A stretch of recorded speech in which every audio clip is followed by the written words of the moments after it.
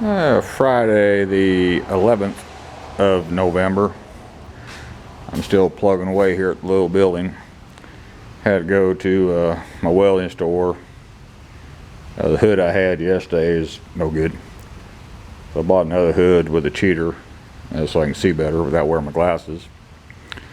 Did find my mortar chisel for my hammer drill here, and Makita.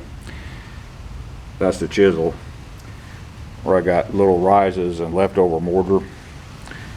Put it in hammer mode, you just chip it right off in seconds. But I kind of ran out of steam today. It's at 5.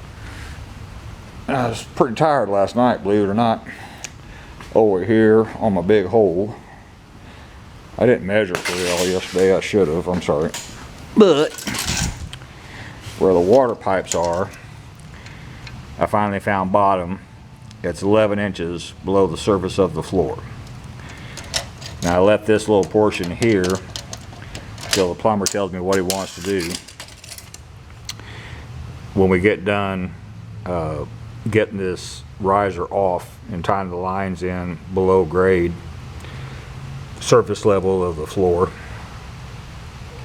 I can peck around and find some more rebar in this original pour and tie in some rebar. That's my plan. And made a bunch of drain covers. Had some 1/8 inch plate steel. I've been cutting on it. This one I need to drill holes in it because it is a functioning drain. This one, the city had jammed in a piece of plywood, a round piece, and popped the plywood out, and below the plywood it's full of mud and dirt. Mostly dirt, not mud really. So this drain is dead.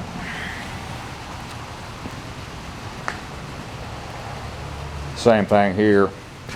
They had jammed in a piece of plywood, and I popped the plywood out. It's packed full of dirt. This drain dead. Last one's over here. This one had no plywood. It was just jammed full of dirt. So this drain dead too. So the dead drains on the covers, I'll get some type of epoxy and epoxy them in. Maybe a good grade of silicone, just something to keep the covers from bouncing out. They're in pretty snug, but they can still bounce out. Main thing is all the holes are covered up now. Alright. And what I've been cutting with today is a little carry around oxygen acetylene rig. I went through 1.5 bottles of oxygen. Now I think I started out, my oxygen was only half full, same with my acetylene.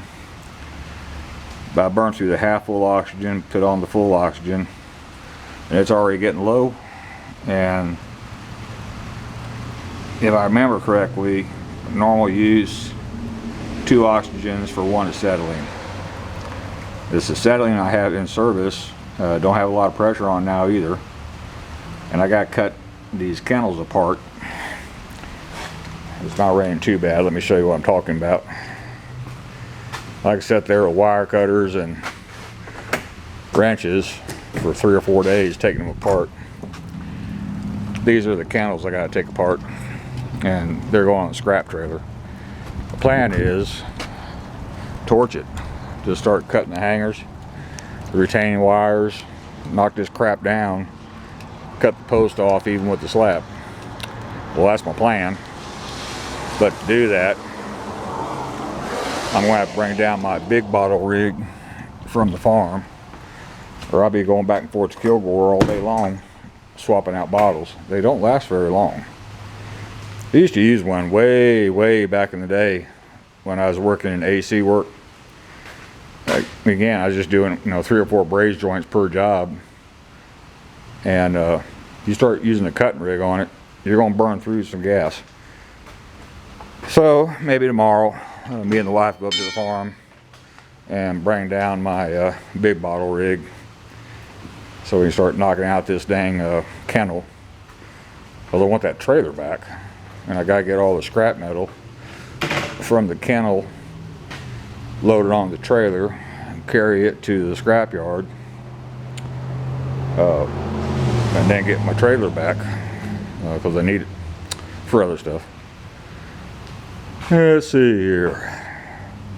I got some concrete patch. I've used it before. Of course, I got bonding adhesive when I do the trenches for sure. And then, man, crap. These are on sale at Home Depot, by the way. Hard to do one-handed. Polymer modified structural repair. That's good stuff, but you gotta be fast. I use it over in the factory, and you just mix it up just a little bit at a time now, and you better be quick. Now you spread it with a putty knife, and you better be quick, because it does dry fast and start sticking in your bucket and sticking on your putty knife and sticking on your hands, pretty much sticking everywhere. Really good stuff. And I think I might have a leak in my water fountain. I've been trying to figure out where that water's coming from. It's not the drain pipe, so I'll pop off the back panel of the water fountain, see what I got going on. And have one little roof leak. Fixed it from the inside with some RV sealant. Works pretty good. And I got another one right here, but it's coming through the fiberglass, so I got to peel that fiberglass away and look for daylight and fix it.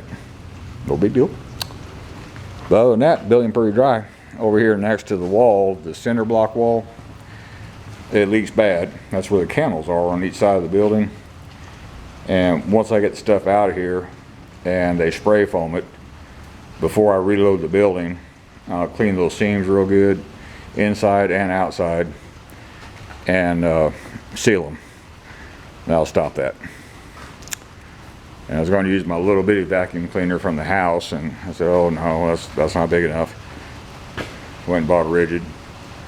Home Depot on sale. So anyway, it's getting pretty long. I'm pretty tired. That's all for this one. Thank you.